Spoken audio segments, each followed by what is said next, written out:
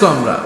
এই দুনিয়ার পুরো জীবনটা এটা হচ্ছে লালসাময় একটা জীবন, লোভ, মরিচিকা, মায়াজাল। এই মায়াজালে আমরা আটকে আছি, ফলে মৃত্যুর কথা আমরা ভুলে গিয়েছি। পাগলের মতো ছুটছি, আরো টাকা লাগবে, আরো খ্যাতি লাগবে, আরো যশ লাগবে, আরো দাপট লাগবে। আমার এত টাকা দিয়ে কি হবে? এত সম্পদ দিয়ে কি হবে? এত ব্যস্ততা দিয়ে কি হবে? তোমার স্টপ, থামুন, অনেক হয়েছে। আম্মা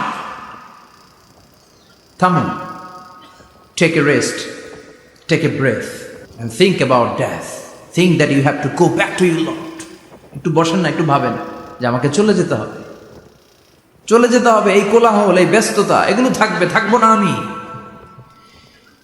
সাইয়েদনা ওমর ফারুক বলেছেন, মুতু ক্বাবলা আন তামুতু, মরার আগে একবার মরো। হাসিবু ক্বাবলা আন তুহাসাবু আলাইকুম, তোমার হিসাব নেওয়ার আগে তুমি একবার নিজের হিসাবটা করো না।